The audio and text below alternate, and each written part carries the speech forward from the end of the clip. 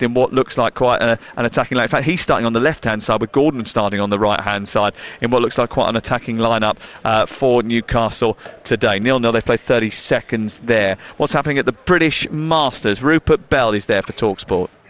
Well, Nicholas Norgard started at 16 under par. He's playing the 6, and that's still his score. But his lead now is just 3, because the two players alongside him in the final group have both moved to 13 under par. Jonco from France, well, he had 3 birdies in a row to get to 13.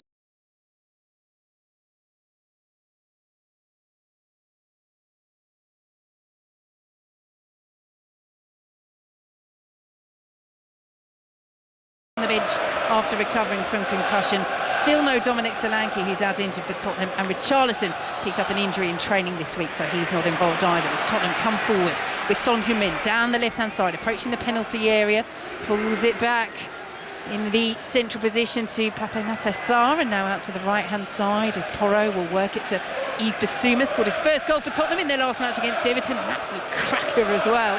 Well worth the wait, as picked up now by Udogie, and now Bissouma once again. Midway through the Newcastle half, Tottenham playing from right to left in the changed blue-grey shirts, shorts and socks. Newcastle in the black and white shirts, the black shorts and the black socks. There's a little deflection, will carry the ball into the Newcastle area, but well dealt with by Tino Livramento, fresh from his first senior England call-up this week. Heads it back to Nick Pope, who bowls it out to the right-hand side, and Joe Linton is racing down the left into the Tottenham half. Good pace to the game in the early stages here at St James's Park as Joe Linton picks it up, early ball into the penalty area and pounced on by Vicario. Pat Nevin. Well, I just hope it keeps on going this way. I mean, what we expected was both teams, when they get an opportunity to go and attack, they go and attack, and that's the way it started just now. And Newcastle, particularly when they're playing at home, that's the way they like to do it.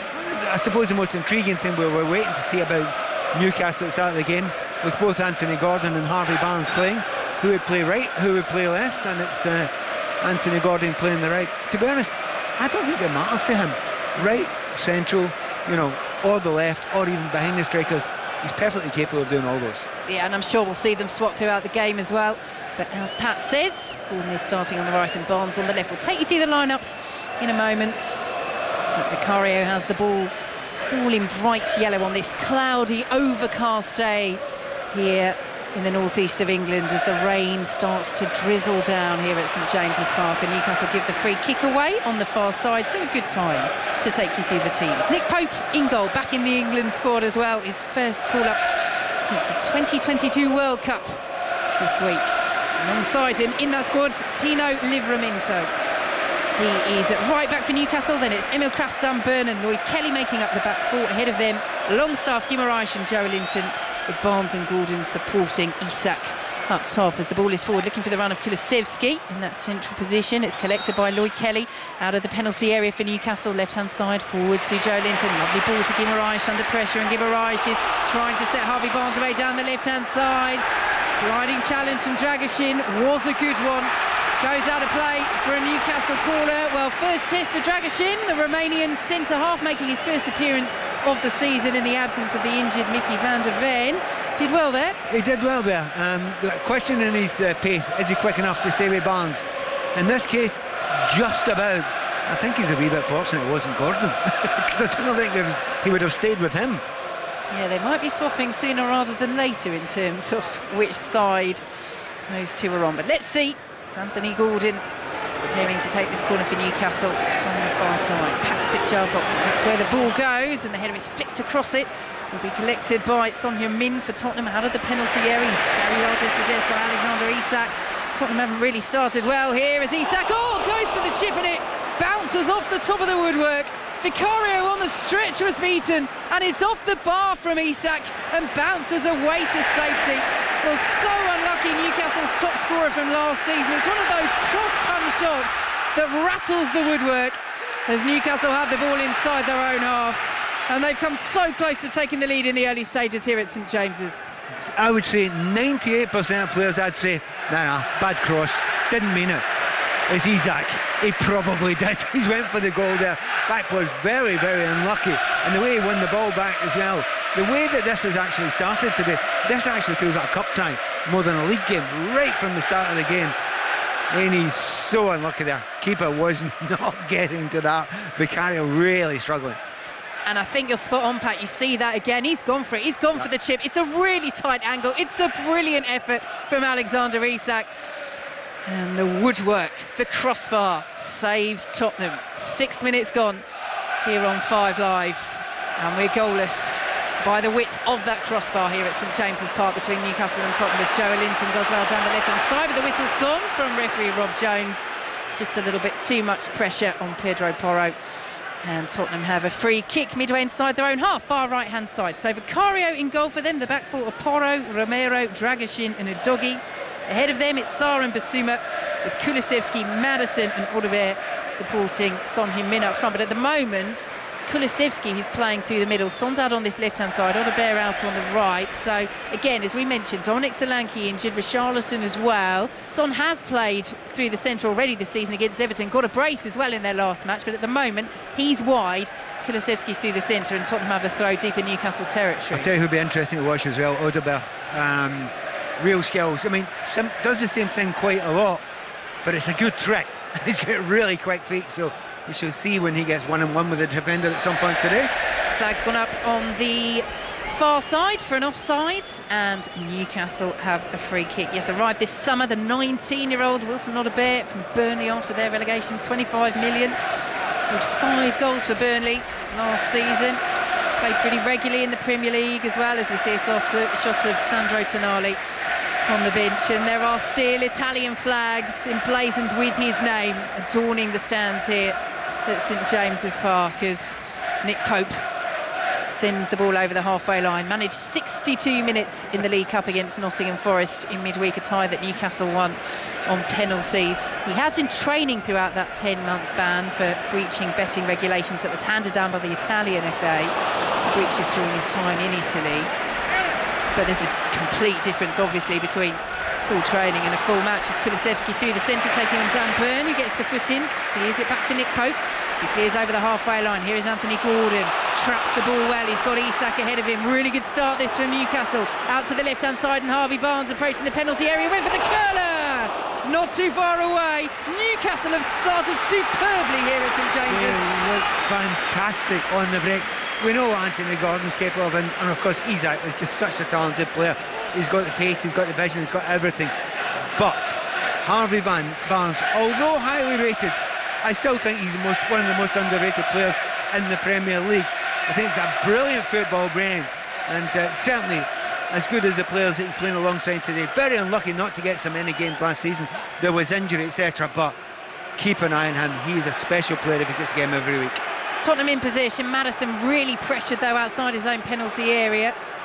He's got 3 black and white shirts around him. He's done well to play it out to Basuma on the left-hand side. Has Son ahead of him, but goes in field instead. Basuma to Maddison. It's goalless here at St James's Park. 9 minutes gone, frenetic start here on 5 Live in the Premier League. Chelsea against Crystal Palace is over on the BBC Sport website. That's also 1:30 kickoff, full commentary of that. And Manchester United against Liverpool follows on 5 Live at 4 o'clock. As Basuma picks it up out to the left-hand side. Newcastle sitting deep as Udogie brings it forward for Tottenham. And now Son Heung-min sends it once more to Basuma. Central position. As Tottenham just enjoy a rare spell of possession. And Dragoshin will send it all the way back to Christian Romero. Both sides unbeaten so far in their respective campaigns. In fact, in the Premier League, identical records. 1 draw, 1 win apiece. As Romero has it on the halfway line, and Dragoshin will now pick it up, sends the ball forward, looking for the run of Audebert down the right-hand side, picked up by Kulusevski, edge of the penalty area, but the offside flag's up. A couple of times in the opening 10 minutes that Tottenham have just strayed beyond the last defender, and it's a free kick to Newcastle. Pat Nevin. A little bit unfortunate there. Audebert had a really good touch. I think Kulusevski, who knew he was offside, tried to get out of the way, and he couldn't quite get out of the way. He touched the ball and it was offside. Had he not, Audebert was on. Longstaff dispossessed. Tottenham play it forward quickly to Kulusevski, and now Udogie, left-hand side, midway through the Newcastle half. It's goalless. It's Son Heung-min. Interchanges passes with Maddison. Pulls it back to Romero. Tottenham just starting to settle a little in the last couple of minutes after that fast-paced Newcastle start. Newcastle already hitting the bar. Wonderfully inventive effort through Alexander Isak as Tottenham win a corner over on the far side. Intriguing the way Newcastle play. When they lose the ball, they get right back, very deep, and they've got 4 and a 5 right in front of the 18-yard line and say, OK then, try and get beyond us. They're just squeezing that area. They're not letting players like Madison get any space yet. Taking the corner short, Tottenham. They're 2-on-2. It's whipped in right-footed now, and brilliant, almost saved by Pope, but the ball is squeezed in, but the flag is up on the far side. Christian Romero was up there. He met it well, but it's been ruled out for offside. Pope did so well to stick a foot out and get something on it. The power of the effort from Romero just took it past the England goalkeeper, and he is clearly offside. Powerful header. And rightly, the goal is ruled out and it's still 0-0. Yeah, there was 3 of them offside there. However, 2 things about that. Romero is very dangerous in the air. He's not the tallest centre-back we've ever seen, but he's dangerous in the air. But the other thing, it underlines what Newcastle are doing this season. Their organisation as a group, as a unit, as a defence, they all came out together there in the same time, on the line together. That's really good work. That just doesn't happen by luck. That's Eddie Howe working them as a group, as a defence. Free kick to Newcastle. Lloyd Kelly is down just outside the centre circle, and we are still goalless. As VAR now flashes up inside the stadium on the screen. They did have a quick check, they always do, but I don't think anybody expected that to be given. Not even Christian Romero. You can always tell, can't you, when it's that offside. A player doesn't even bother celebrating. It's a classic. Well, but terrible at that Titanic. They're a wee bit behind the time here, aren't they, with that VAR? I thought it was supposed to be getting quicker. Well, they have confirmed it inside the stadium, so nobody can be in any doubt, even though the ball is up the other end of the pitch. Here is Livramento down the right-hand side, lays it off to Gordon. Now Longstaff for Newcastle. Goalless here on 5 line, out to the left-hand side. Brilliant ball by Longstaff. It's collected well by Harvey Barnes, and now Joe Linton down to the byline, dints the ball across. Ball delivery, Romero has time to chest down and head away. Offside flag is up. I feel like I've said that about 10 times in this first half. This time it's against Newcastle. So let's head for an update. Chelsea against Crystal Palace as Hale Sahi. 13 minutes played here, Vicky, at Stamford Bridge. Glorious sunshine. Chelsea 0, Crystal Palace 0. The first chance has fallen to the home side. Cole Palmer with a left-footed shot 22 yards away, just wide. Dean Henderson was well and truly beaten. Chelsea 0, Crystal Palace 0. Thanks very much, Sir Hale. Commentary continues on the BBC Sport website, and we are goalless here in the northeast between Newcastle and Tottenham. There's Romero, he's had a goal ruled out rightly for offside, plays it forward, and Madison now as Tottenham go through the gears. Here is Son approaching the penalty area, left-hand side, taking on Emil Kraft. Son's ball in just ahead of Kulusevski. Odegaard will retrieve, but he's forced out of the penalty area. Plays it back now to Pedro Porro joining the attack, and now Pape Matar Sarr lays it off to Yves Bissouma. Sarr once again out to the right hand side, and Odegaard in his long sleeve shirt as he whips it in right footed, and Pope will claim. It is August, it is chilly here in the northeast. He's not the only one with long sleeves today. Odegaard, the doggy's got them as well. I never like correcting you, but I believe it's September. Oh, you're right. Do you know what? You're totally right. It's the 1st of September. That just shows how quickly this season's going already. Well done, Pat. There we go. Happy September, everyone. Anthony Gordon picked it up down this right-hand side, approaching the penalty area. Sliding challenge by Romero was an awkward one. He won the ball, but can't prevent the corner. Newcastle United have the set piece from this right-hand side. Yeah, a real good play by Romero. Udogie had been done for pace there. Gordon flying away from him. Romero comes over, sliding tackle. I thought it was going to be one of those ones where he celebrated it. Maybe a bit too late to do that. So, corner to Newcastle. Still goalless here at St James's Park. Newcastle have looked the better side. They've hit the woodwork through Isak. What can they do here through Anthony Gordon, who raises both arms in the air? Movement on the edge of the 6-yard box. Joe Linton is there. He wins the header. It loops up. Vicario jumps and punctures, but not quite away. Kraft trying to scoop it back in, and it's blocked away on the edge of the 6-yard box for another Newcastle corner. It's very noticeable because Dan Burn always goes up for the corner kicks and the free kicks. Everyone just goes towards him. The ball goes towards him, but what then tends to happen is other people get a little bit of space, and that's exactly what happened there. By the way, we'll note this later. Dan Burn, during open play, is putting himself in the centre forward position. Very strange for a centre back. Yeah, interesting spot pass as Gordon goes over to the far side and raises his left arm in the air, Dragishin's gone down, little tussle with Joe Linton, and referee Rob Jones is just telling Gordon to wait as he walks into the penalty area. Joe Linton spreading his arms in a gesture of innocence. Dragishin coming over to have a word, both with Joe Linton and Rob Jones, who is just saying quite clearly, no more nonsense, let's get on with the corner. Anthony Gordon raises that left arm in the air once more, packs 6-yard box again, and he loops it into that again, and the header is flipped over the bar. Well, they're really not dealing with those set pieces. There's Lloyd Kelly up from the back for Newcastle, but they are causing Tottenham real problems from those corners. They certainly are. I mean, they're a big physical side, but they're talented as well. But it's the quality of the ball as well. They're getting that from Barnes, they're getting that from Gordon, even Green when he takes it as well. So real quality balls in there, asking a lot of questions of Vicario, and remember, he is often asked questions at corner kicks. He's out of his penalty area, quickly over to the right-hand side, and we'll just wait for the ball to bounce inside that box and gather the ball. Well, that's what he felt had happened. Referee Rob Jones has blown his whistle. He's just telling Vicario not to retake and release that ball. The assistant on this near side has come over. Have we got an issue with the ball here, perhaps? Is there something amiss with the assistant? Possibly his, technical stuff's not working just now, so he's not hearing the referee, or the referee's not hearing him. That may be the problem. Yeah, that looks like what it is, Pat. The assistant on this near side has come over. So a little break in play here. Rob Jones just has the ball, the referee under his arm, so a chance for the Tottenham players, Kulusevski and Son and Maddison, to come over and get some instructions from the coaching staff. Because just the way he's looking just now, he's so desolate. I'm wondering if he's okay, the assistant. Yeah, it looks like his communications have gone down. Yeah. So, and Postecoglou is asking exactly that question. Gives him a little pat on the back. So let's head for an update from the Old Firm derby. Gavin Wallace. Oh, Vicky, you've just came to me at the right time. Kyogo was one-on-one with Jack Butland. All he had to do was dink it over, and he just put too much air into it, and it just went over. It was a great chance. Celtic, though, really on top after that goal from Maeda and Kyogo in the first half. Celtic 2, Rangers 0. And to Chelsea against Crystal Palace, Sahel Sahi. Still goalless here at Stamford Bridge between Chelsea and Crystal Palace, but Crystal Palace have come into the game in the last few minutes. They broke away on the right hand side. The ball fell to Adam Wharton just outside the penalty area. He drilled it left-footed, testing Robert Sanchez low down to the goalkeeper's right hand side. Chelsea 0, Crystal Palace 0.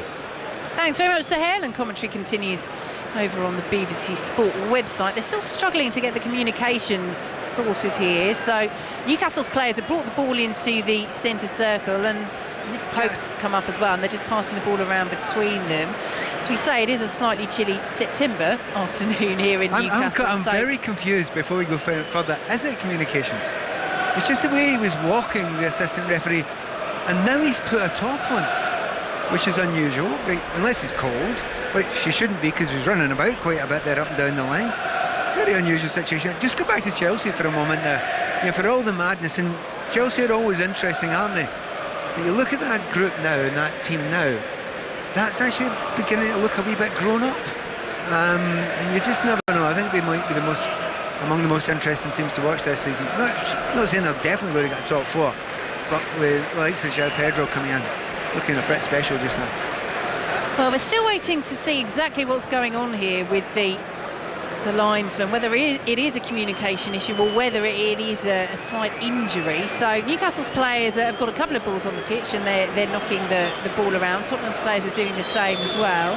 Players trying to keep warm here, certainly leaving them on the pitch rather than taking them off at the moment. A few jeers and whistles around. I don't think the crowd are any the wiser in terms of exactly what's going on here, but clearly there is an issue that the officials are trying to sort out before we can. It honestly feels that he must have.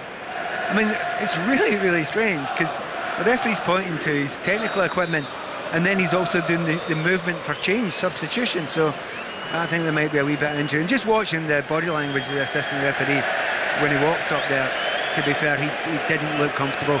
And indeed, that is the case. He's been replaced. Yes, so he has been replaced by the 4th official, Darren Bond. So, change in the officiating here. And clearly an issue for the assistants. Come underline to the family listening. He is still out there, the original assistant referee. He's not ill in any way by the looks of things. It must be a little injury, I guess.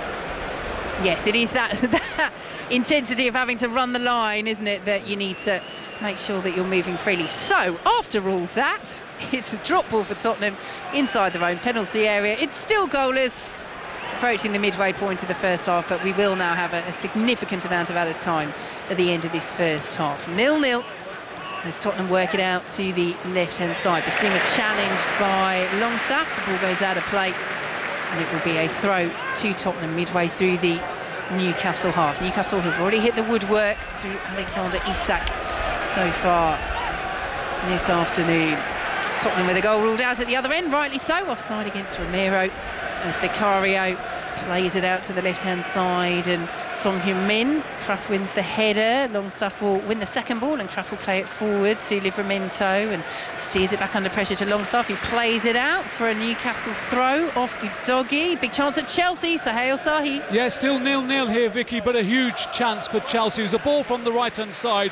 Mark Gahey, the Crystal Palace captain, was caught unaware. Madueke slipped in behind him. Into the penalty area he goes, into the 6-yard box, and just lashed his effort wide. It really should be Chelsea 1, Crystal Palace 0, but it's still goalless between Chelsea and Crystal Palace. Commentary continues on the BBC Sport website as Basuma clears away out of play. Throw to Newcastle midway through the Tottenham half. Livramento takes it. Gordon will scoop it to Joelinton.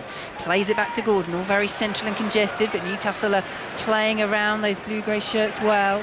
So they work it out to the right-hand side, and Livramento plays it back to Joelinton, now approaching the penalty area with those pink boots. Brazilian, though, is dispossessed, and Son Heung-min will play it to the edge of the box, and Pape Matar out to the left-hand side, and Son Heung-min in field to Udogie. This is nicely worked now by Tottenham as Maddison works it out to Odobert, who has a bit of space down the right wing to run at Lloyd Kelly. Odobert, a couple of step-overs, drives from the edge of the area, flashes past the angle of Nick Pope's post and bar, 0-0. Yeah, Odobert, last week against Everton, he was playing on the left-hand side. Looks a little bit more comfortable on the left-hand side.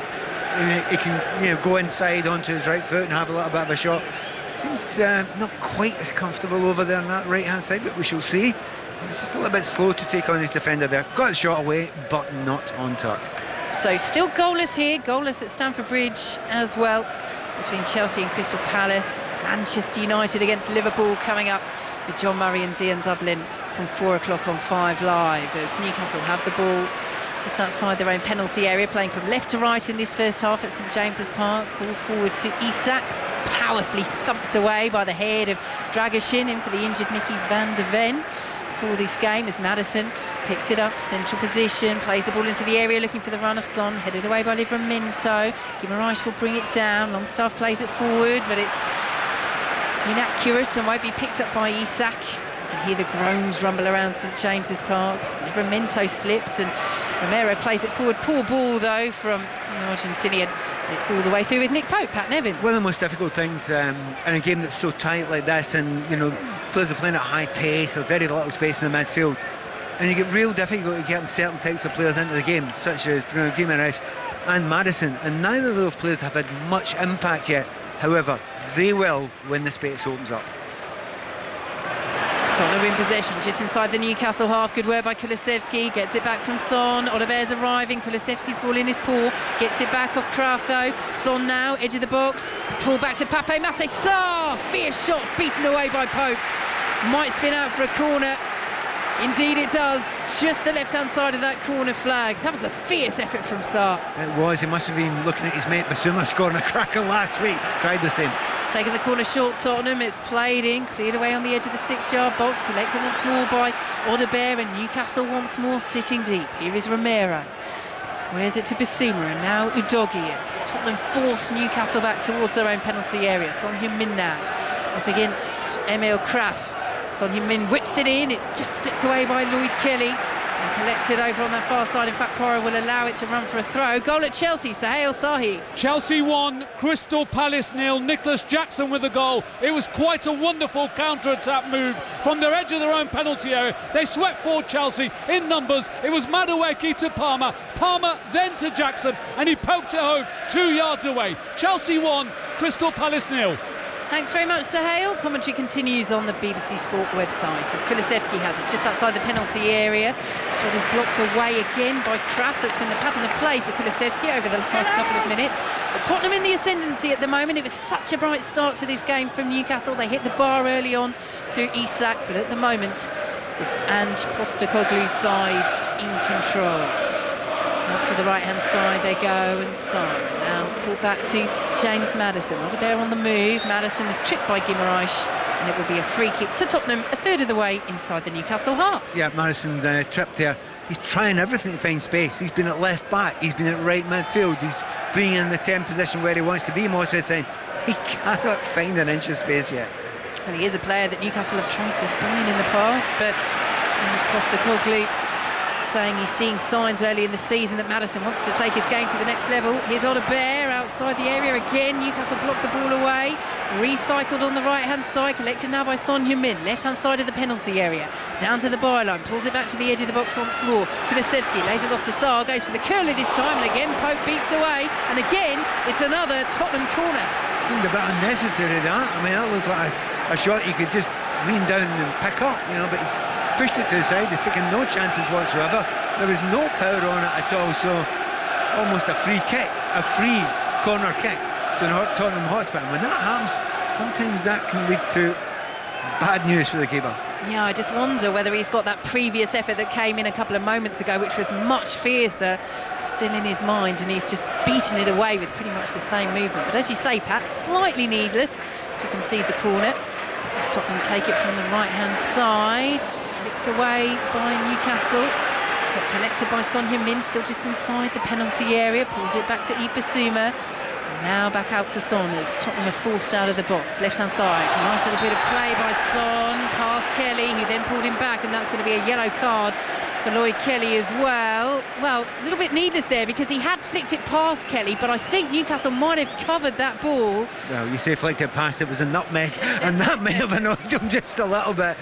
And there's no doubt it was completely and utterly deliberate from Son there, but he's beaten him absolutely hands down. Easy past him, and he's dragged him back a little bit. And if you're playing against a full-back and he's suddenly on a yellow card and you're only 27 minutes into the game, gives you a real help. Yep, early booking.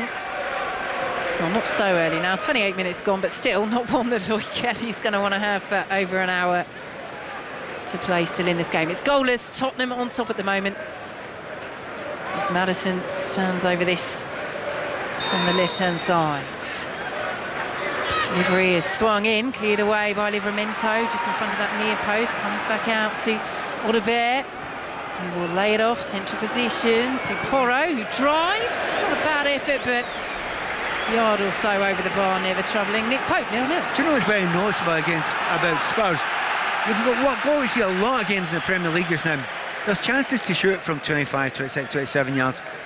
Generally, players don't take that chance. They pass it, they move it, they pass it, particularly, say, a Manchester City, etc. Because the stats say not many goals are scored from outside the box. Nobody's told that to Ange Postecoglou's team today, have they? They're having pings from everywhere.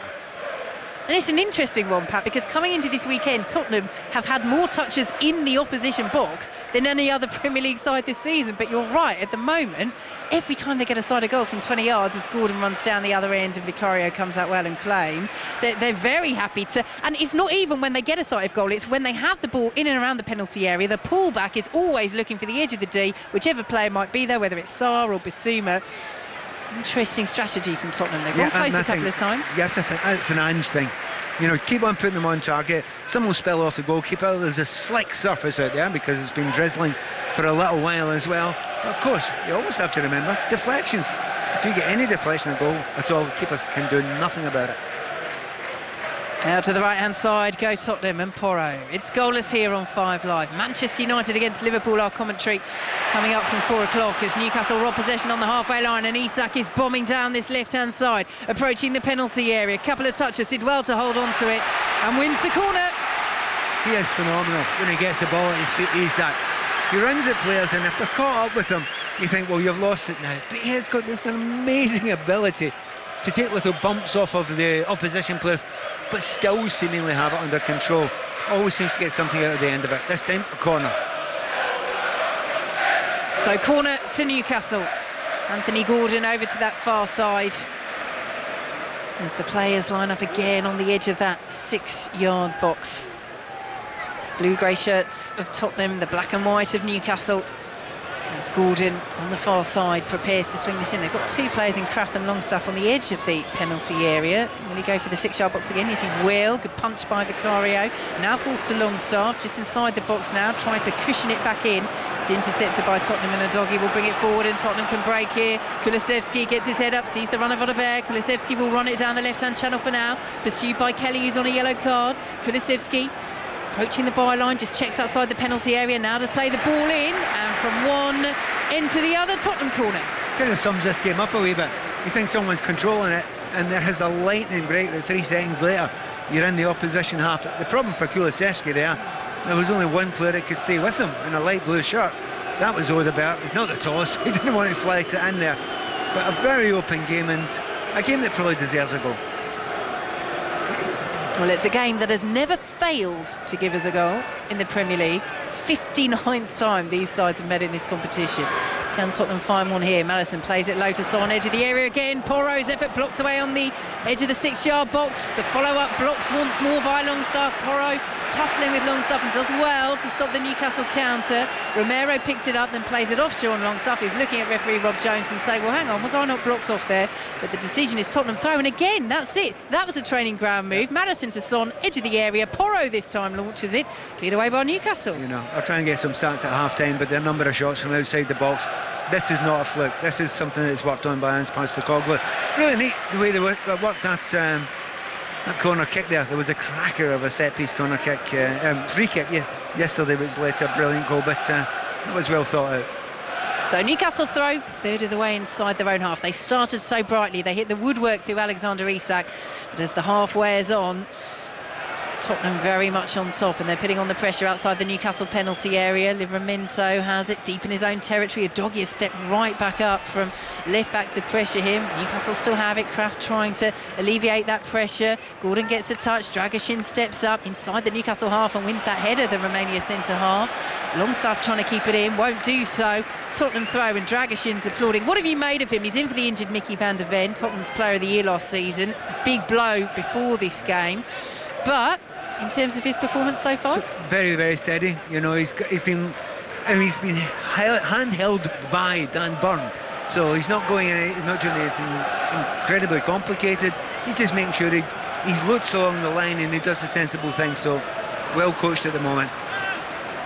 Here come Newcastle, play the ball forwards, but it's intercepted by Romero. And now James Maddison will play it forwards. Lloyd Kelly, won the challenge ahead of Pape Matar Sarr. Sarr is going into the book for that free kick to Newcastle, just inside the centre circle. It's one of those ones that's slightly ugly the way it happened. My first thought was he actually didn't catch him, but the referee's a lot closer than we are just now. I think he's a wee bit unlucky there. He's tried to go for the ball, mistimed it slightly, and because he's mistimed it, he's just missed the ball.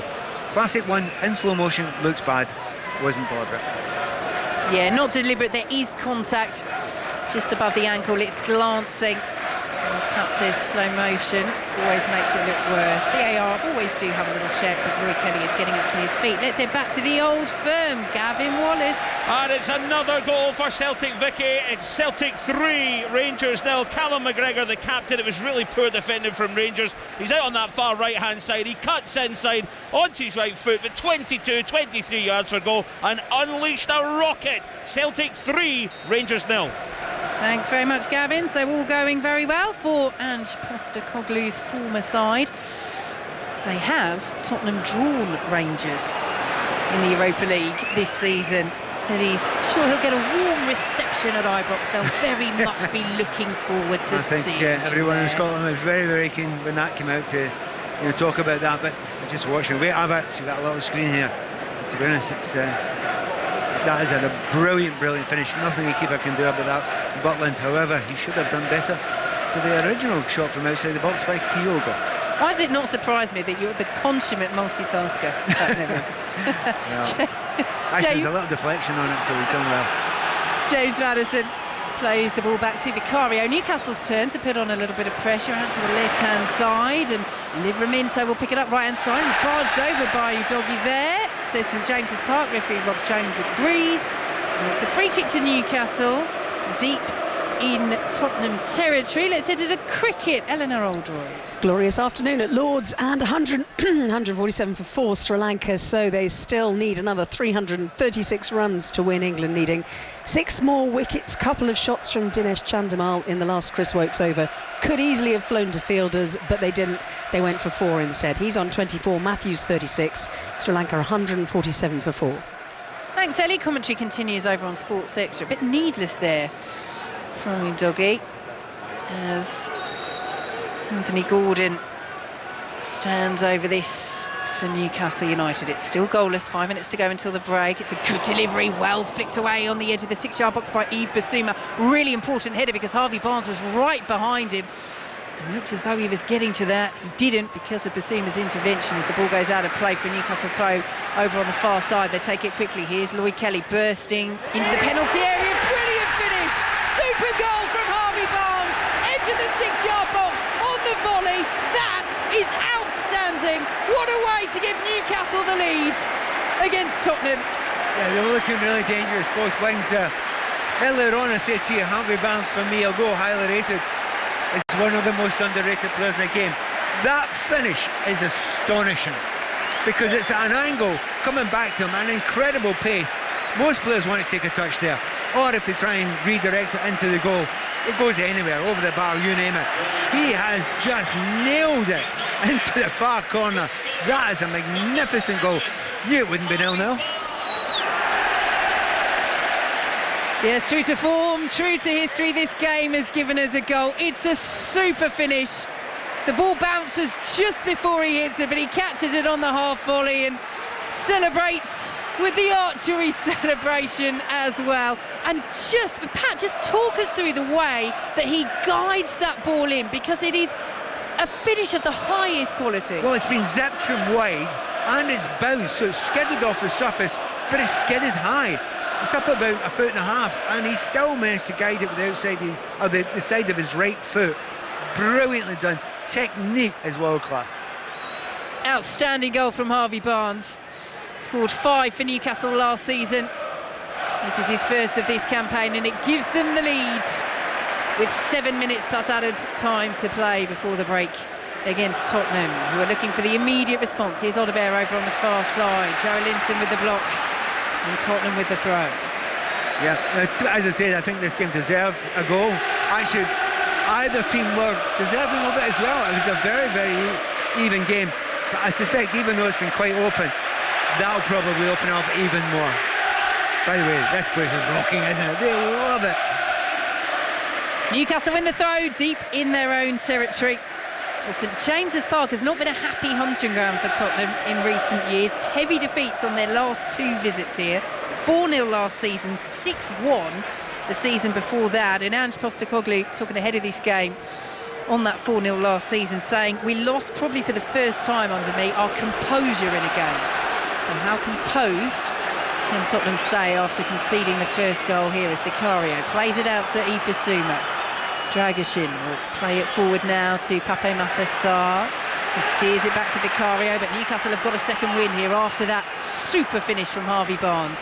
Vicario lifts it forward, cleared away by Joe Linton, he's back there defending. Little chest from Yves Bissouma, bounces off the head of Sean Longstaff, and Bissouma will pick it up over the halfway line, out to the left-hand side, and Son now in field to Maddison.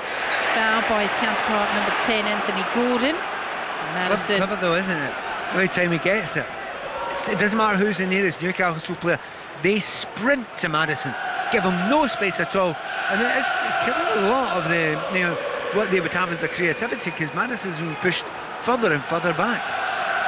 Here is Son Heung-min out on the left-hand side, plays it back into Yves Bissouma, and now Dragashin just inside the Newcastle half. Newcastle leading by 1-0 here on 5 Live. 5 minutes plus added time to play until the break as Udogie plays it out to Son, left-hand side, trying to flick it through the legs of Livramento, who stands up well, and Udogie plays it back to Bissouma, Tottenham still in possession, midway through the Newcastle half. And now Sarr. Back to Bissouma, lovely ball to Maddison, left-hand side of the area, whips the ball across, Burns there, edge of the 6-yard box, clears away for the Tottenham throw. Again, finding little bits of space there, tiny wee bits of space, but very, very little there. Maddison gets a half-decent cross in, but not good enough to get by that Newcastle defence. Here he is once more, Maddison. Harvey Barnes intercepting that ball to the edge of the area. Bissouma will pick it up. Interesting there, though, Barnes, knowing that they've done that so often in this game, Tottenham read it well, couldn't quite counter, and a doggy coming forward now. Is he brought down by Longstaff? Yes, he was.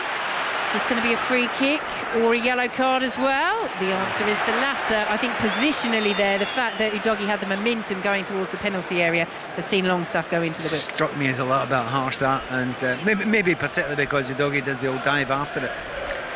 It's a ridiculous dive that he does afterwards. But yeah, he's got away there. I think it's a free kick. It's nothing much more than that. This is peak James Maddison territory. Yeah. Maybe just a bit far out to actually score from there, unless he puts it, in a line with the back post. We are in a great angle for this. We are right behind it. I'm just having a look at that top corner, Pat. You're right, it is to the left. It's pretty much level with the left-hand side of the penalty area, so he probably will go for the ball in. Curl it towards that back post. Yeah. Hope that it drops in if someone doesn't hit it. So it will be Maddison. He plays it on the ground. They try something different. Kulusevski trying to take it in his stride. Newcastle head it to the edge of the box, and then Porro volleys over. Whistles one anyway for a free kick. Foul in the penalty area. So free kick to Newcastle, who lead by 0-0. Let's get an update from the Italian Grand Prix. Harry Benjamin. It's lap 7 of 53, and it was Lando Norris on pole position after initial good getaway. He has now lost the lead and is down to third. It's his teammate Oscar Piastri who leads this race, and Charles Leclerc in the Ferrari, to the roar of the home fans. The Tifosi has put himself up into second, but still a long way to go in this race. Verstappen up to 6th place, having started down in 7th. Thanks, Harry. Commentary continues online on the BBC Sport website as Nick Pope prepares to take this free kick. Failed to save any penalties in the penalty shootout midweek in the League Cup against Nottingham Forest. 2 were missed.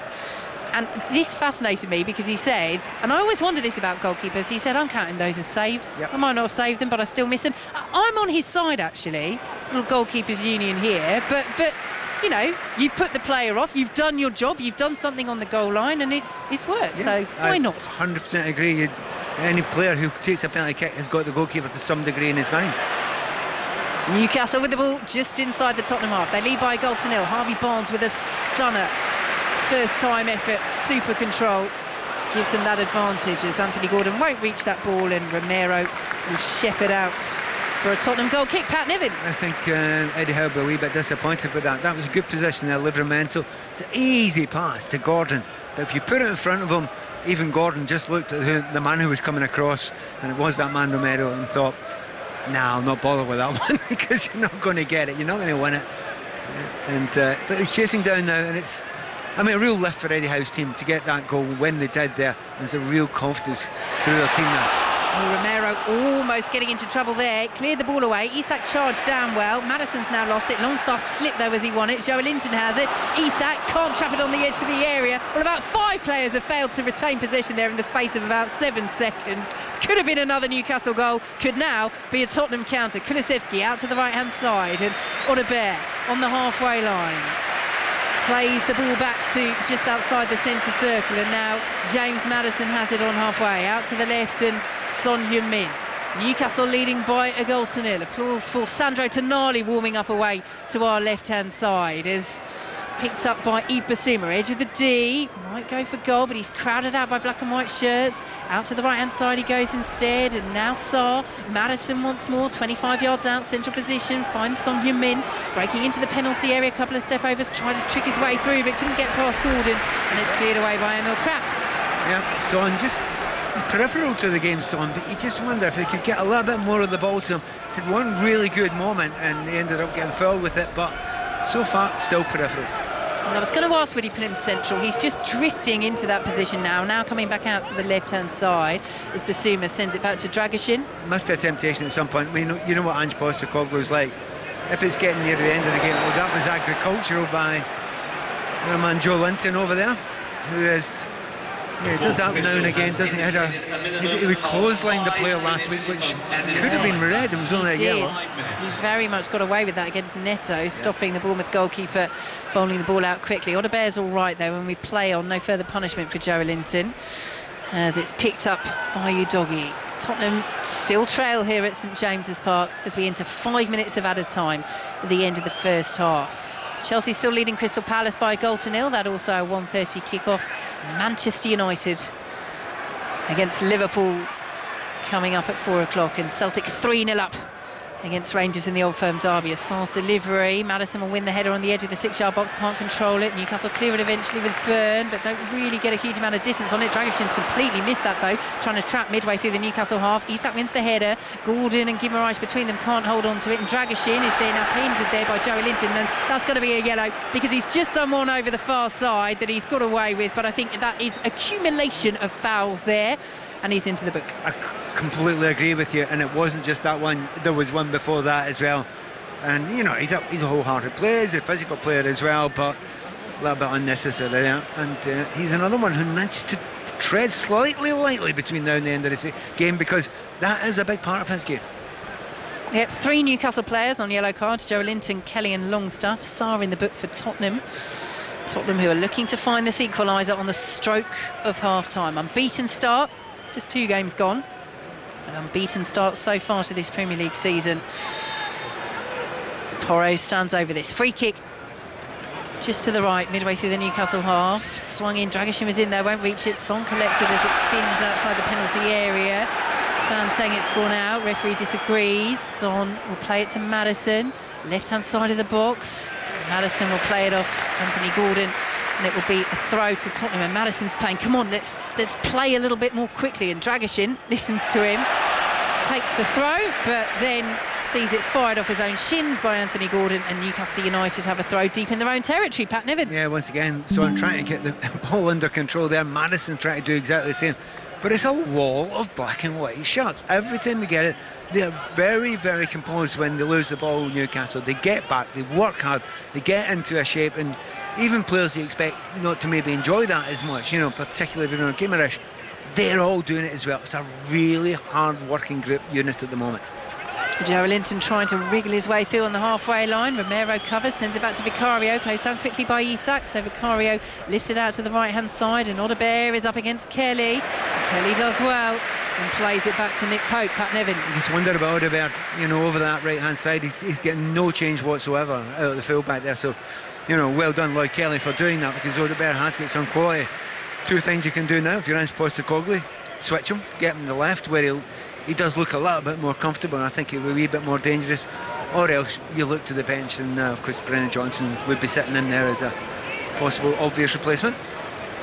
Well, he's standing on the edge of his technical area, and Postecoglou in his big black jacket, his hands in his pockets. As Newcastle come forward once more, looking to add to this 1-goal advantage before half-time. Isak, good ball to find Livramento, who'd made the run forward. Livramento plays it into the area, and Vicario comes and claims that really well. Isak's gone down, little collision with the goalkeeper there, but Vicario clearly got to the ball first. St James's Park is telling Vicario to bowl the ball out, but Isak's already back up to his feet, and Tottenham will continue to play on as we have just over 60 seconds of added time left to play. A little bit of space for Son on this left-hand side. Quickly doubled up on, but plays it down to Maddison, who really has been everywhere in this first half. Went down under the challenge of Byrne. And referee Rob Jones says nothing doing there. You wonder if he's maybe just trodden on the back of his heel undeliberately there. Yeah, that looks like it. He's holding the back of his heel. They will check that. It's outside the penalty box. There's no way that's going to be a penalty kick or anything like that. He's trodden on his foot, no more than that. Well, he's getting short shrift and, shall we say, not too much sympathy from the Newcastle fans. He went down just behind the goal there. Well, it should have been a free kick. He's right. He's making that point to Rob Jones, but a goal kick's been given, and as Pat says, outside the penalty area. I think he made a mistake, Maddison, because he's got the ball, he's got his back to goal, and then he runs the ball out the back when Dan Burns running towards him. That's the last thing you do there. You stop, you stay in the box, and if it's going to be a free kick, then they'll have to look at the VAR, and then you get a chance to penalty kick. So An unusual mistake there with Madison. So, Newcastle goal kick is the upshot, and Nick Pope launches it over the halfway line, and there is the half-time whistle. It's been a good contest. It's ebbed and flowed. Newcastle started very brightly indeed, hit the woodwork through Isak, then Tottenham overall for the majority of the half are having the better of it without seriously testing Nick Pope on too many occasions. But Pat, highlight moment of the game so far, what a finish from Harvey Barnes to give Newcastle the lead 10 minutes from the Absolutely brilliant. There have been good parts of quality, but you know there are so many quality players on here. There's someone who's going to produce at some point. Harvey Barnes is the one, and I'm delighted with that because he is really a top player, and again, as I say, quite underrated, even though we'll think he's great. However, there are plenty of other players who can do just the same in the second half for both sides. So Tottenham's unbeaten start to this season, under threat. Half-time at St James's Park, Newcastle 1, Tottenham 0. Thank you both. It's also half-time at Stamford Bridge. Remember, you can listen to this game via the BBC Sport website. Chelsea Crystal Palace, Sahel Sahi. Chelsea lead at the break, Steve, by a goal to nil. They've been enjoyable to watch in this first 45 minutes. Nicholas Jackson with the strike after a slick flowing counter-attack started by Madueke. Palmer got involved, and the finish was provided by Nicholas Jackson for his second Premier League goal of the season. Madueke with two earlier chances. One he slashed wide, the other 6 yards away. He forced Dean Henderson, the Crystal Palace goalkeeper, into an outstanding one-handed save, which he tipped onto the crossbar and over for a corner kick. Crystal Palace, they've been slow and ponderous. They need to pull their socks up if they're to salvage anything from this game. Half-time at Stamford Bridge, Chelsea 1, Crystal Palace 0. Is there any sign of another England breakthrough at Lord's, Ellie Oldroyd? Not since lunch, no. 166 for 4 here with Chandimal on 43, Angelo Matthews on 36, and a second 50 partnership of the innings from Sri Lanka, who, Stephen Finn, are putting up some good resistance. Yes, yes, they have played very well actually today. It's the fight that we wanted to see in the first innings. Really, it would have meant that they were fighting to stay in the game and get ahead of the game in that first innings, and not trying to save it in this second one. They're still 317 runs behind, but Matthews and Chandimal, both very experienced cricketers, are resisting England at the moment. England have just got to be patient. When they get that breakthrough, then that's when they will try and pile through the door. Sorry about that. I failed to switch your microphone on, and you were agreeing with me as well. How many times did I do that to you last summer there, Ellie? Oh, maybe only once or twice. 166 for 4, Steve, on this lovely afternoon at Lord's, and another one evades the slip cordon, so that will be more runs for Sri Lanka, who are putting in a decent fight here. 47 for Chandimal, 170 for 4. Thank you very much both, and you can listen to commentary of that via the TMS team on 5 Sports Extra. Full-time whistle at Celtic Park in the Old Firm derby. Gavin Wallace. It has just went indeed. Celtic 3, Rangers 0, and the champions really showing their class this afternoon.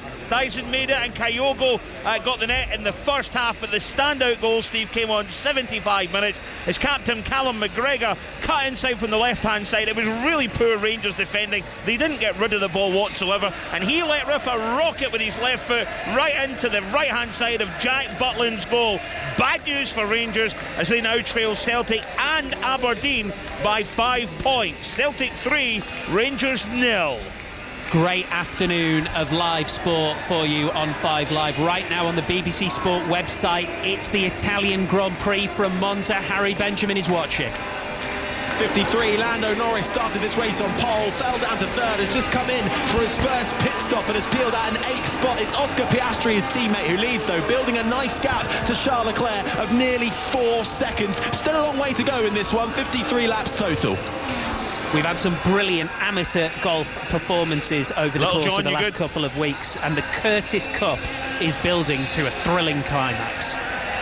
It really is, and it could go all the way to the wire. Great Britain and Ireland lead 9 points to 8. There are 3 matches left on the course. From them, Great Britain and Ireland have to eke out 1.5 points for victory. They're up in 2 of the matches. Mimi Rhodes 1 up after 16 against Melanie Green, and Lorna McClymont 2 up in her match after 15 holes against Megan Schofield. The final match is being dominated by Rachel Keane of the Americans against Anya Donegan. This is going to the wire.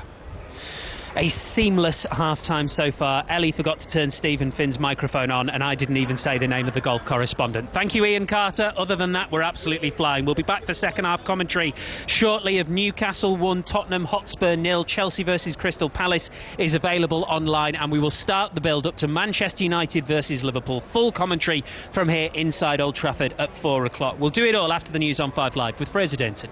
The voice of the UK. This is BBC Radio 5 Live. Thanks, Steve. Good afternoon. Hamas and Israel are accusing one another of being responsible for the deaths of 6 Israeli hostages in Gaza.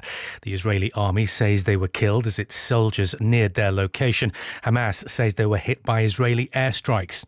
Meanwhile, Palestinians have been gathering at 3 health centres in central Gaza to have their children vaccinated against polio during localised pauses in fighting. UNICEF and other charities hope to reach more than 640,000 children and babies across the territory. Surrey Police has confirmed that a man and 3 children who were found dead at a property in Spelthorne yesterday were all related. An investigation has been launched into the deaths. Detectives believe it was an isolated incident. The forces said the children were all under the age of 4. And the Conservative leadership hopeful Robert Jenrick has said the new Conservative Party will be a trade union of the British people. During a speech in central London, Mr Jenrick said his priorities included helping young people to buy their own homes and making sure illegal immigrants were deported within hours or days of arriving. He's one of 6 leadership candidates. On BBC iPlayer, Colin from Accounts is back with new owners. Oh, come on, mate. He's our dog. We made a mistake. Please. Not anymore, he's not, mate. Wake up. A brand new series of the hit comedy. Maybe without him, we can just see what we have. I want to see the move. Okay, fine. I'll do it. I'm going to kiss you in 6 minutes. If you have anything that you want to do between now and then, be my guest and I'll meet you back here. I don't know. Bit off, isn't it? Colin from Accounts. We're all good though, aren't we? Yeah. Starts Tuesday on BBC iPlayer. This is 5 Live Sports. 5 Live Premier League Sunday. With Steve Crossman. Listen on BBC Sounds. Well, we said the Curtis Cup was coming to a climax, and it has now climaxed, Ian Carter. It has. Lorna McClimate just closing out victory against Megan Scoffel, which takes Great Britain and Ireland to 10 points. And ahead of that, Mimi Rhodes is 1 up with 1 to play, therefore a guaranteed half. And that means that Katrina Matthews' side will reach the magic number of 10.5 points and win this trophy for the first time since 2016. Thank you very much, Ian. Elsewhere, loads of medals won for Paralympics GB so far today. This morning, 3 golds and a silver won in the rowing finals. More GB success at the velodrome as well. So James Ball with pilot Stefan Lloyd won gold in the men's B 1,000 metre time trial final. Neil Faki, who beat Ball to gold back at the Tokyo Games, finished with a silver medal. Shortly afterwards, in the women's B 3,000 metre individual pursuit, Neil's wife Laura Faki came away with the bronze. Sophie Unwin and pilot Jenny Hall won gold for Great Britain. There is one championship match today. Watford looking to join Sunderland as the only teams in the league so far with 4 wins from 4. They're at Sheffield United. Stephen Wyatt. Yeah, it should be a good one this, Steve. 2 of the championship's unbeaten sides, a win and pair of subsequent draws for Sheffield United as they reacclimatise to life in the second tier. However, recovery from an EFL Cup exit at Barnsley in midweek is their motivation, and they give a full league debut to Palace loanee Jessurun Raksaki. Watford, as he said, one of those 2 perfect performers in the championship, and they are looking to rejoin Sunderland at the summit with 4 wins from 4. No side at this level has more points since March when Tom Cleverley took over, and he names an unchanged 11, so Yassir Larouchi faces his employers of last season.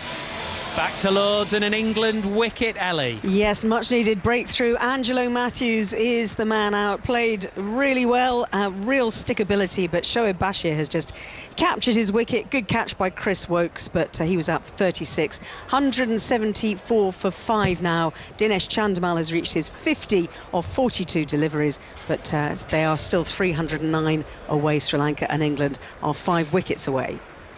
and there's commentary right now on 5 Sports Extra. Welcome for the first time today to Old Trafford. Manchester United versus Liverpool in the Premier League this afternoon at 4 o'clock. Looking pitch side, you can see some greats of the past from both clubs. Gary Pallister is just standing with his hands in his pockets, surrounded by sort of a big red barrier, which makes him look every bit as grand as he deserves to look. Peter Schmeichel's a bit to his left. Michael Owen is there as well. Massive game for you today on Premier League Sunday. Normally you would say that you can smell anticipation in the air, but actually I can smell disinfectant because all of the posh seats have just been cleaned. Hope they did a good job on yours, John Murray. Yes, they did. We're here again, and we seem to have former Manchester United and Liverpool players around every corner inside the ground. From when I walked in the door, the first person I saw was Jaap Stam, and he's now down on the touchline talking to Ruud van Nistelrooy, who's very much now part of the Manchester United present again, and that is all very apt, isn't it, when you've got a couple of great Dutchmen. We'll have a Dutchman in both dugouts today. We even have a former Manchester United player sat right in the middle of us. Good afternoon, Dion Dublin. How are you, mate? You okay? Very good, very good. How are you? Steve, I'm looking down at that touchline. You mentioned some players there. Jaap Stam and Gary Pallister as your 2 centre-halves. Peter Schmeichel behind. That's not a bad little triangle, is it? Eh? I mean, it would do, wouldn't it? It would do. Wow. I've also noticed that John Murray's new glasses bear a little bit of a resemblance to yours, Dion. Maybe he's been taking a sort of a style tip. We've had conversations over the summer. If you can't beat them. They're working. Manchester United showed last season they could beat Liverpool on the pitch, but not necessarily over the course of the season. This is Arne Slot's first go at it, Dion. Very interesting. Yeah, it will be, Steve. I don't know what it is, but I've got a little sneaky feeling that United will put a performance in today, which is what the fans will want to see. Energy, organisation, moving the ball quicker as well. That's what I want to see. Bit slow coming out from the back, United. I think they need to make that something that they need to steer clear of. Going forward, I believe that they could really hurt Liverpool today. That said, Liverpool will come here and go, right, listen, we've done it before. Let's do it again. Lovely start for Slot, though, at Liverpool, isn't it? A couple of 2-0 wins, Ipswich and Brentford. So coming to Old Trafford, clearly, with the fixture that this is, this is stepping it up, with all due respect to Ipswich and Brentford from those matches. And from a Manchester United point of view, having conceded that late goal at Brighton last weekend, I notice Erik ten Hag says in the programme today, if there is a game to quickly focus everybody's minds, it is this one.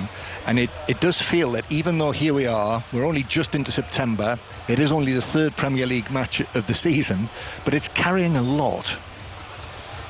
Dion, you've played in big derbies. You've played for clubs who have absolutely massive derbies, not least Manchester United. Arne Slot said, I don't know if you saw this week, that he talked about having coached Feyenoord versus Ajax and said he understands the massive atmospheres, the massive games, and that once you've been there, you don't really need something like Manchester United, Liverpool to be explained. Is he right about that, or is there something unique that he will be struck by?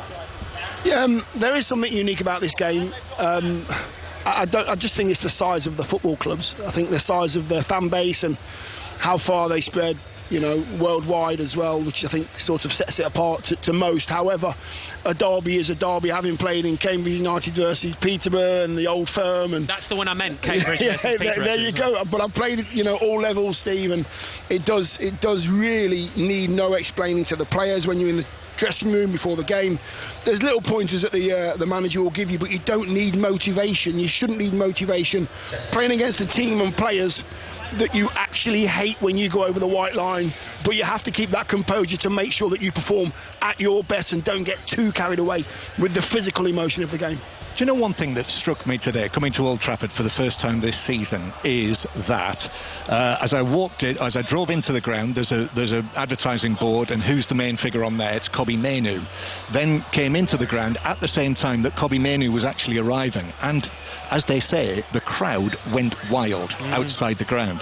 He's on the front of the programme today for this match of all matches, and when you turn to Erik ten Hag's notes, there's a picture there of the players walking out. Who's in the middle of that? Kobbie Mainoo. And I've just looked at the screen, and he's been interviewed on Sky Television. That, to me, says where he is now. And if you remember, he scored his first goal in this match when it was a 2-2 draw in April, which did serious damage to Liverpool's hopes of winning the title. That was his first goal for Manchester United at Old Trafford. That's where he is, and it feels today, with all of that experience, he's been to the Euros, played the part that he did for England. He's on the edge of superstar status. Yep, I think that's right. There certainly looks like they're building the team around him now. There have been a lot of outgoings from former Manchester United managers. Kobbie Mainoo right at the heart of it. Won't be partnered today by the new signing Ugarte, and it doesn't sound, from listening to Arne Slot, like we'll see Federico Chiesa either. But massive game obviously in prospect, it always is. We'll be back to St James's Park shortly. Have we had another wicket at Lords, Ellie? It is being reviewed at the moment by Sri Lanka. Chandimal, the batter, Chris Wokes, the bowler, Stephen Finn sitting alongside me, whose microphone I have now turned on. Your thoughts were waiting for the review. Could take a little while, but first sight? It could be a millimetre inside the line.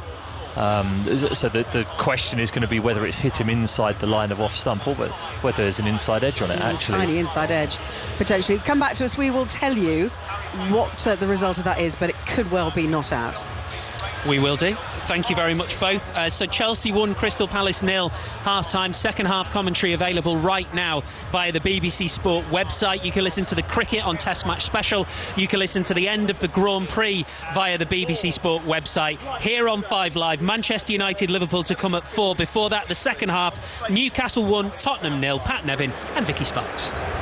Thanks very much, Steve. Welcome back to St James's Park, where Tottenham have made a change at half-time, and Ange Postecoglou has reversed one of the 2 changes that he made for this game. Pape Matar Sarr is off, Brennan Johnson is on, and Pat Nevin, that just gives them the option to do something a little bit different in midfield. Yes, which he loves to do, and Maddison wasn't getting on the ball enough, so maybe he'll drop in a little bit deeper, play alongside Basuma, and just create from a little bit further back, gives Johnson a chance to get up with that'll make 4 attackers there, so it's going to be positive. So Tottenham playing from left to right in possession early on in this second half in the changed blue-grey strip. Newcastle in their home kit of the black and white shirts, the black shorts and the black socks, and they're defending at the moment. Newcastle leading by a goal to nil as Johnson, the substitute, to Son. Now Kulusevski gets the shot away. Byrne made the block. Maddison trying to latch onto it inside the 6-yard box. Really coolly done by Tino Livramento, racing away from Odebear as well. That is brilliant defending, because Newcastle were under real pressure there, and the flag gone up against Isak. He does look a couple of yards offside, and Tottenham have a free kick. Back to Elliot, the cricket. Dinesh Chandimal survives, just a splinter of an inside edge showing up on Ultra Edge. 178 for 5 Sri Lanka. They are still 305 runs away though from victory. Tottenham in the throw over on the far side will be to Stamford Bridge in a moment, but Odebear is racing down this left-hand side, cleared away by Kraft, and Longstaff will play it forward. We'll take you through the lineups in a moment, but Newcastle on the attack, and Isak this time I think has held his run, and Isak's in behind, and Barnes is racing to get involved. Isak into the penalty area, sliding challenge by Dragishin, looked like a good one. Newcastle fans scream for a penalty. Isak now getting up and saying that there was contact.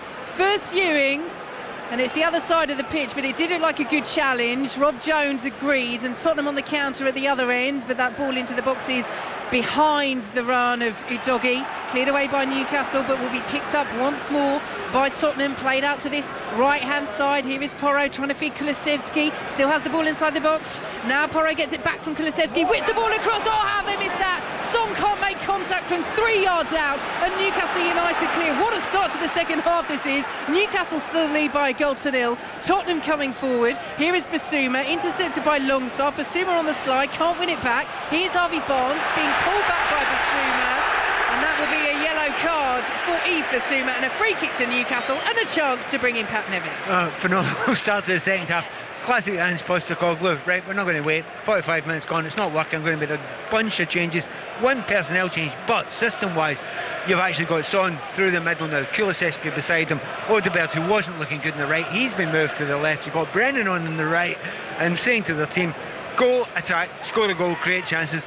Problem, of course, is on the break there could be danger, and they've almost been caught twice. Again, this looks like being a really good second half. So Newcastle with the free kick just inside their own half. They lead by a goal to nil thanks to Barnes' super finish on the half volley. 10 minutes before the break in the first half, as Joelinton sends it back to Dan Burn, pulls it all the way back to Nick Pope. Let's head to Stamford Bridge to Hale Sahi. We played 6 minutes of the second half. Still Chelsea 1, Crystal Palace 0, but they've twice been denied by Dean Henderson, the Crystal Palace goalkeeper. First from free kick, 25 yards away from Cole Palmer. He tipped it over for a corner, and then from the corner, Colwell with the header, 8 yards away. It bounced up, and Henderson did well, scrambling to his right to turn it around for another corner. Chelsea 1, Crystal Palace 0. Commentary continues on the BBC Sports website from Stamford Bridge. Out to the left-hand side, go Tottenham. Collected by Odeberry. Now back with the doggy, and now Bissouma. Now Maddison, central position, just outside the penalty area. Porro plays it forward now to Johnson. They're zipping the ball around nicely, Tottenham, but it's a wall of black and white shirts in front of them. Newcastle leading by a goal to nil. Early stages of the second half here on 5 Live. Bissouma's lost it, too casual. Here goes Anthony Gordon racing over the halfway line. Isak trying to get involved in the counter. Gordon blocked off by Romero. Fairly so, says referee Rob Jones, pointing at the ball. Anthony Gordon still down, complaining. St James's Park not impressed as Son picks it up, dropping back to the halfway line to get involved, playing in this central position. Son Heung-min in this second half as Romero advances forward, and Kulusevski will pick it up now, and Maddison. Option for Tottenham to work it out to the right-hand side. Here is Porro, can't find Son Heung-min. It's cleared away by Dan Burn, but real pressure at the moment from Tottenham. Yeah, and it's kind of a bit old school as well. You're sent to Son, you're sent to Kulusevski. One of you plays 9, one of you plays 10, and just switch. Whenever you like, ask questions of a defence. Keep them guessing. Here is Dragashin, forward to Bissouma. Porro wins the throw off Joelinton. It's relentless pressure at the moment from Tottenham as they look to get an equaliser early in this second half. Tottenham, who have struggled on the road in the Premier League going back to last season, they've won just 3 of their last 14 Premier League away games. As we mentioned, their last 2 trips to St James's Park in the Premier League, they've ended up on the end of heavy defeats. It's just the 1 goal to nil by which Newcastle lead as Tottenham come forward. The offside flag is up though against Udogie, and Newcastle have a free kick. Goal at Stamford Bridge to Hale Sahi. Crystal Palace have equalised. Chelsea 1, Crystal Palace 1. Chelsea could not clear the ball from their penalty box. It fell to Eberechi Eze, 25 yards away, and he took his right foot, put it right round the ball, whipped it past Robert Sanchez. A brilliant goal. Chelsea 1, Crystal Palace 1. Thanks very much, Sahel. Commentary continues over on the BBC Sports website. So, Nick Pope preparing to take this free kick for Newcastle. Midway through the Newcastle half. Commentary of Manchester United against Liverpool coming up at 4 o'clock here on 5 Live. That is followed by 6:06 with Robbie and Chris as Newcastle concede the free kick just outside the Tottenham penalty area, and Joelinton is growing frustrated, and he is expressing that frustration towards referee Rob Jones, but crucially at an appropriate distance. Yeah, to be honest, it was a foul. Joelinton was being kind of held himself, but it's a physicality thing there. He has to do that, but Joelinton has to be slightly more careful. Odeberry loses possession, but he was fouled. Free kick Tottenham. We watched yesterday how easy it can be to be sent off if you do just the wrong thing if you're Declan Rice. Very much so. Remember Anthony Gordon falling foul of that for Newcastle last season against West Ham. Second yellow. I think we were here together, weren't we, doing that one? So Tottenham in possession,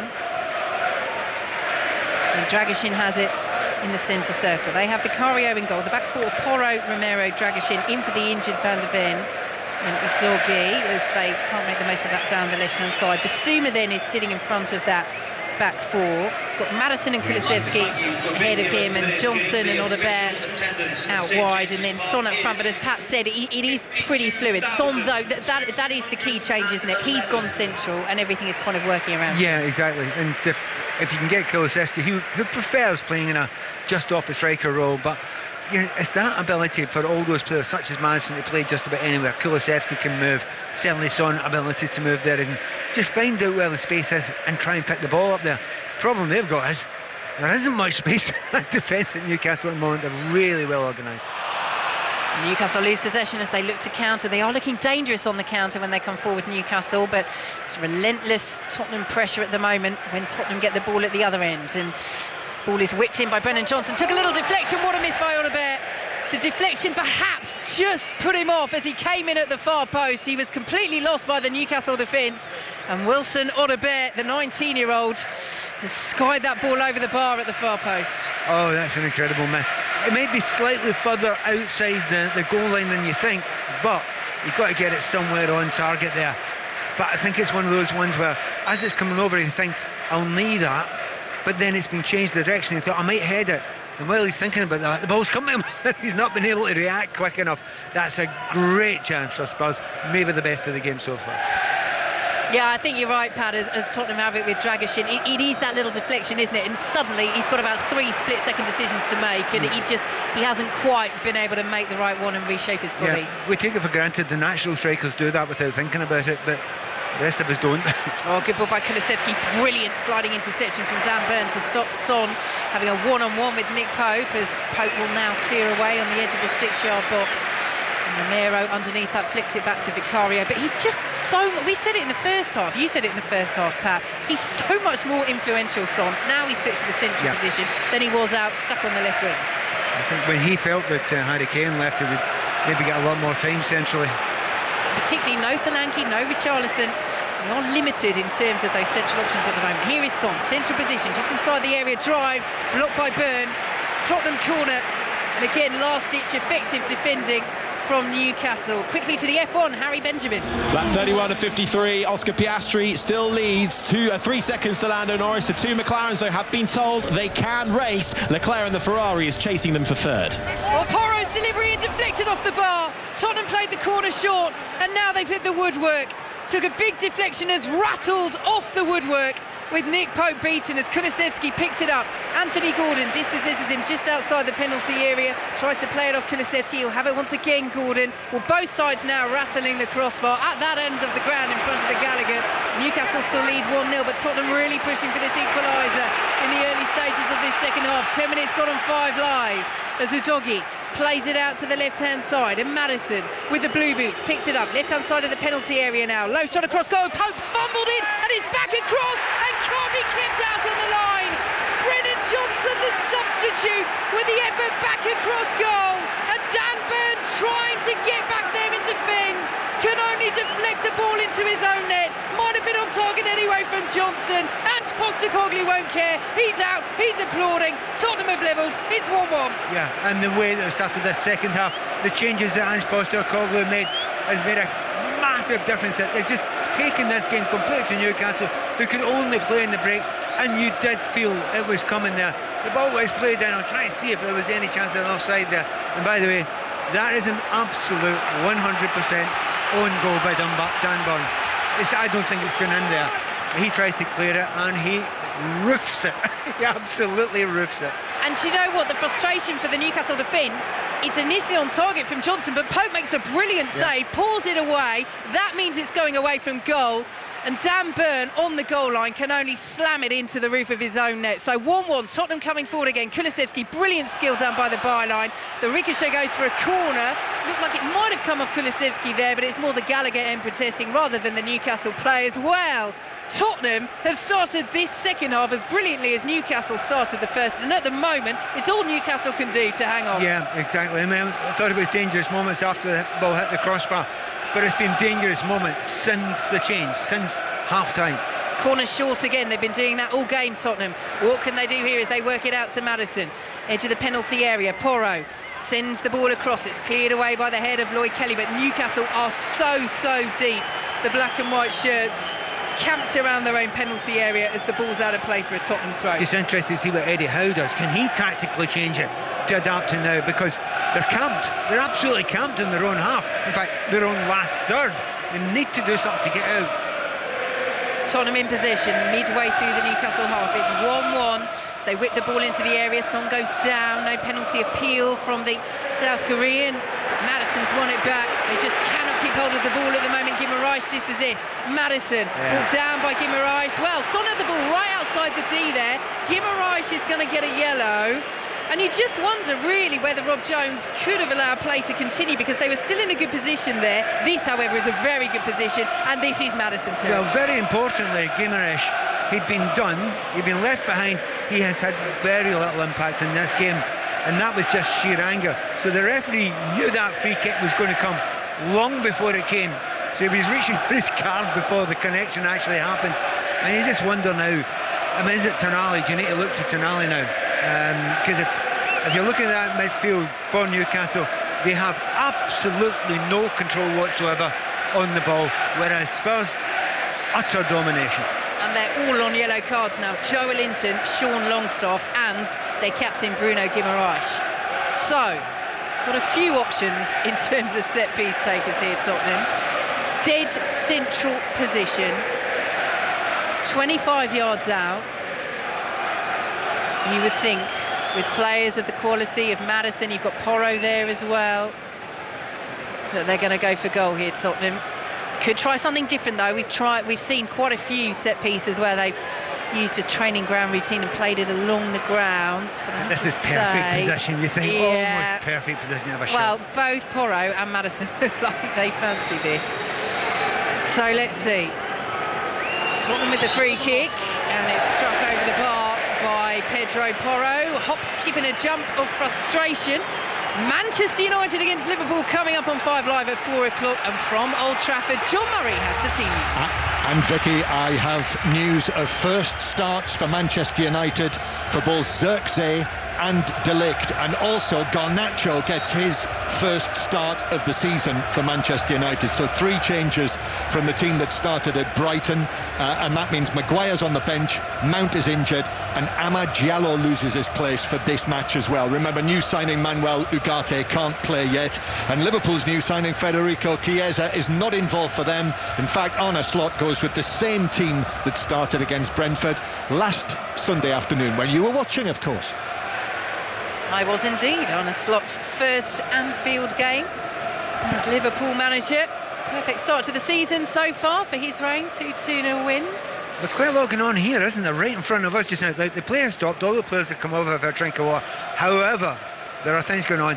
Pope's gone down injured. To be honest, he's not absolutely covered himself in glory today, has he? You know, palming balls that you think should have been caught.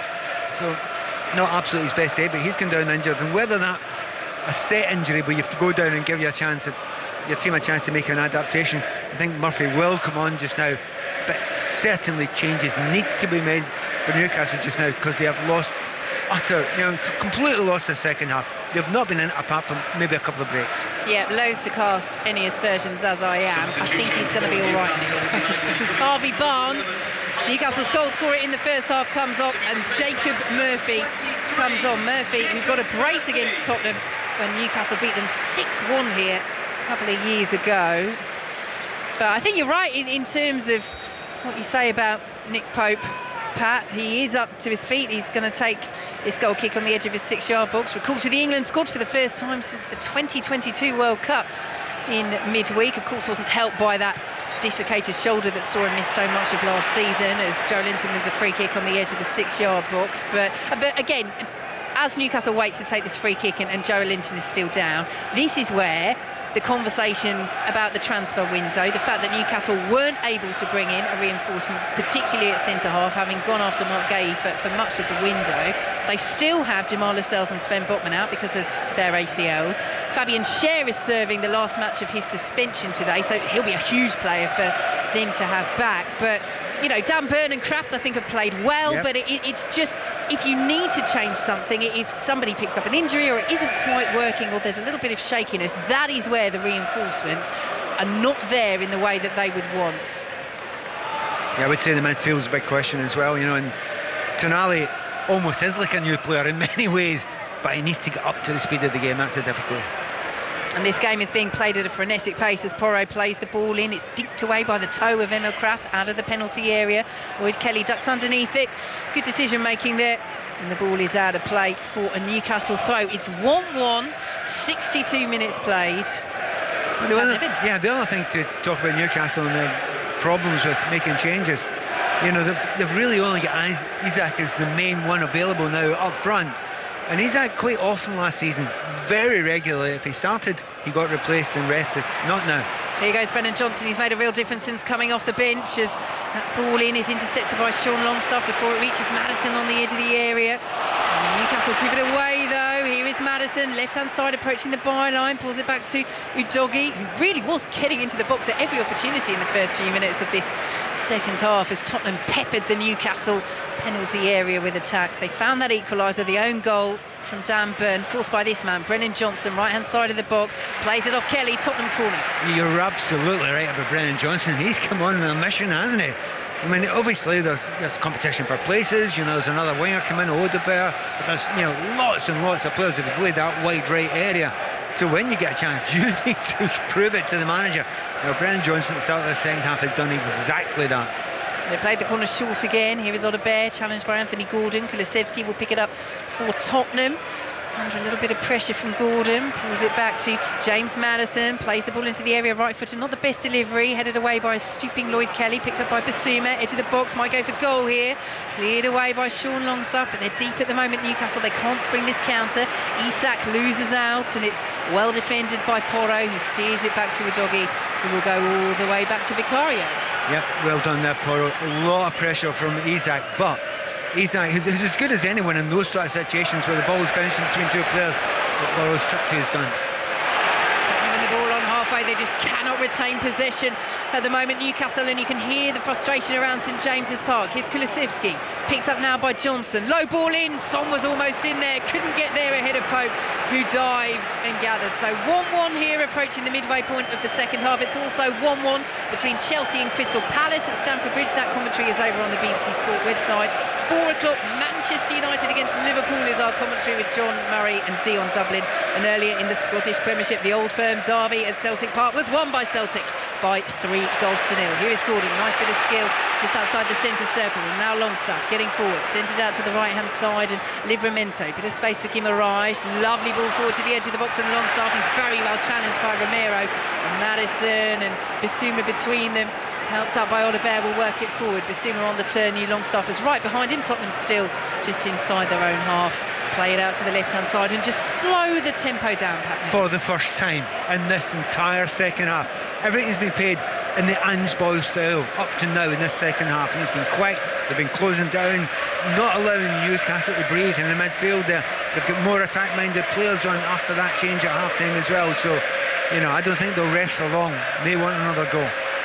Udogie's given the ball away, stepping into central midfield from left back again, and Newcastle bring it forward. He was Joe Linton on the halfway line, taken over by Guimaraes. Another nice ball forward to Isak, and now Gordon, advantage played. There was a foul in there, but it's a good advantage. Gordon picked up now by Jacob Murphy. Brilliant save. Vicario had to adjust and dive down to his right at the near post. Murphy took the shot early. It was creeping in. It's beaten away by Vicario for a Newcastle corner.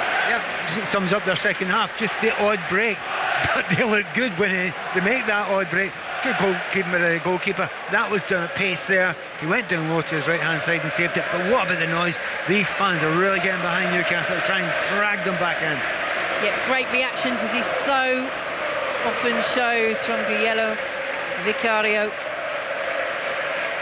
As Anthony Gordon stands over this corner kick. Sends it into that packed 6-yard box. It's headed away powerfully by Yves Bissouma for Tottenham, as Gordon will pick it up once more. Midway through the Tottenham half. Newcastle 1, Tottenham 1.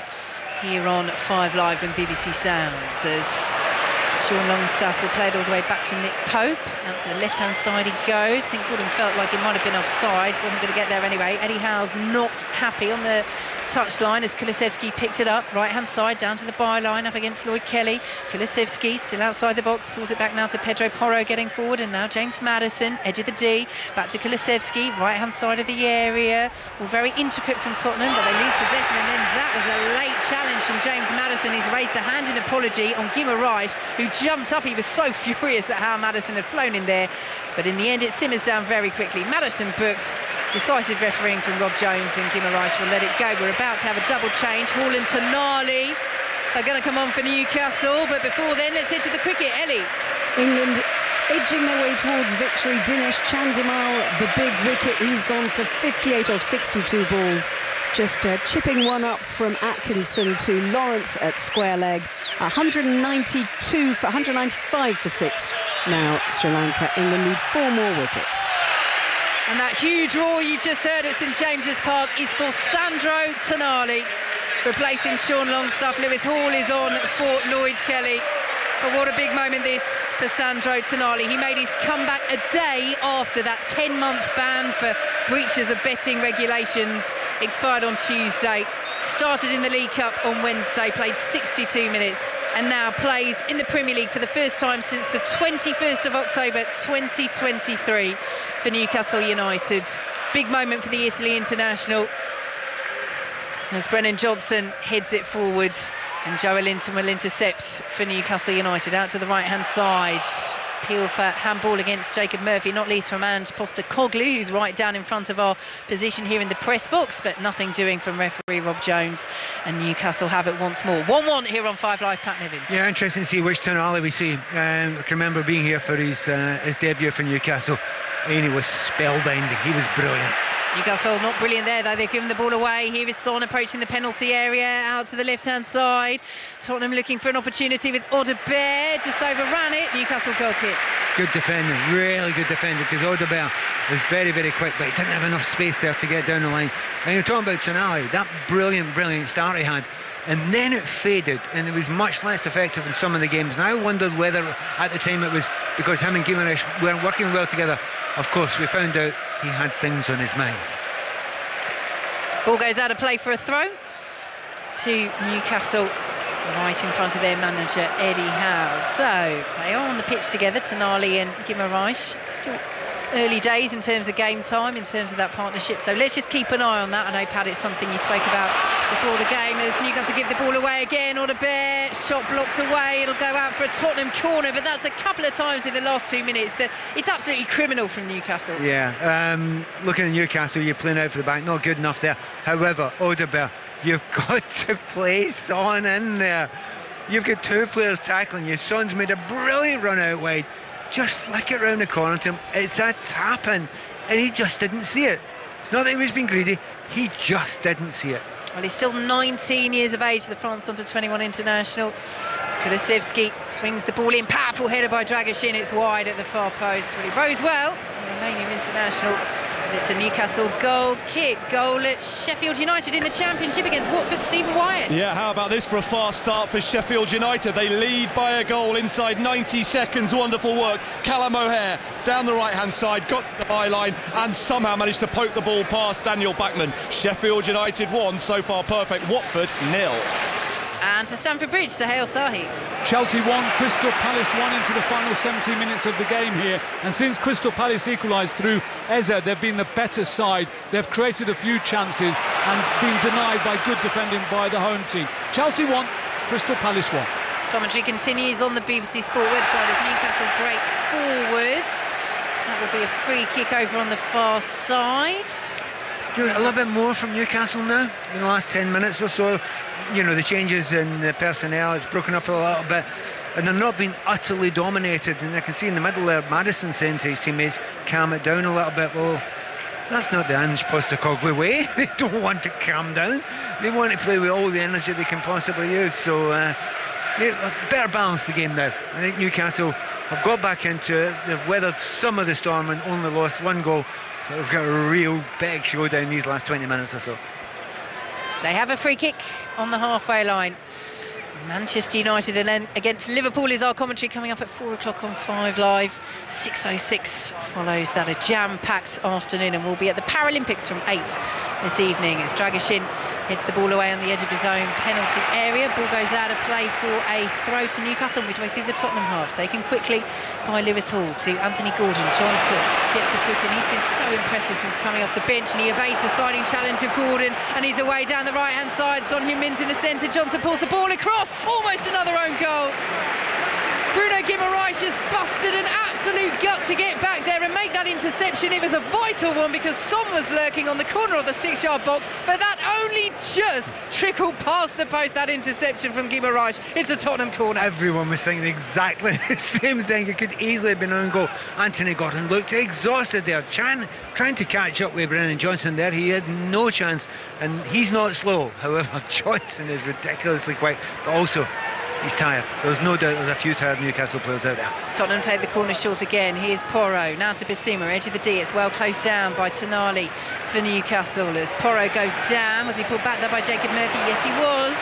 free kick Tottenham, but you are right in particular about Anthony Gordon. He really is looking tired, but it's Tottenham who are preparing to make another change. Timo Werner is about to come on. Yeah, and he's not sluggish either, is he? So he'll come on and he'll push it that bit. Comes as, well, I was going to call it before it actually harmed there, but it was a certainty Oliver would come off just now. He's not been bad today, but he's got a little bit to learn at this level, but he's got some talent, he's got lots of pace. So, as Pat says, Audebert is off. He's had a couple of really good openings in this game, the 19-year-old, but still waiting for that first Tottenham goal. Timo Werner, back on loan from RB Leipzig this season, is on. A couple of goals in his half-season loan for Tottenham last season. So they look to take the lead here at St James's Park. Corner from this right-hand side, the far right. Pedro Porro is over it. There's the sole Newcastle player of Anthony Gordon in the wall. Everyone else lined up on the edge of the penalty area. So Porro whips it in high, right-footed, poor delivery, headed away by Livramento, collected by Tottenham over on the far side, scooped back to the edge of the 6-yard box, headed down by Johnson, cleared away by Newcastle, only as far as Maddison, he went for the curler! Brilliant save, Pope. Tottenham corner to the F1, Harry Benjamin. Brilliant save, top corner there. He knew it was coming. There was only one place he could play it. It was in the top corner, but goalkeeper read it. Great save there. Cameras would have loved it. We'll go to the F1 shortly. That's over on the BBC Sport website, but it's always a risk because Tottenham keep taking these corners short. They're not going to do so this time. So let's see what they'll do. Left hand raised in the air and it's swung into the edge of that 6-yard box, cleared away by Newcastle, but they're all inside their own penalty area, so Tottenham can recycle. Porro now drives. Did Pope get a touch on that? Yes, he did. It's another Tottenham corner to the F1. Harry Benjamin. Slap 45 of 53. How things can change. Are we looking at a Ferrari win on home soil? Can Charles Leclerc manage his ties to the end without stopping again? That's what he's trying to do, but Piastri is chasing both Ferraris right now to try and stop them. Thanks very much, Harry. Commentary continues over on the BBC Sport website. So, Tottenham corner. Maddison over it. Werner's there, but will just move away, as does Kulusevski. James Maddison has just moved the assistant Darren Bond out of his way there as well.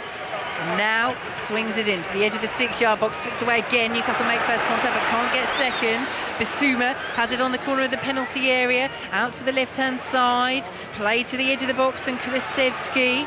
Newcastle wondering about stepping up, but Porro has it now, drives, blocks away, lovely control by Johnson, one touch, two touch, and then fires over the bar into the Gallagher. 1-1. Since the last time I talked to you, which was only a moment or two ago, there have been 4 shots from outside the box by Tottenham Hotspur.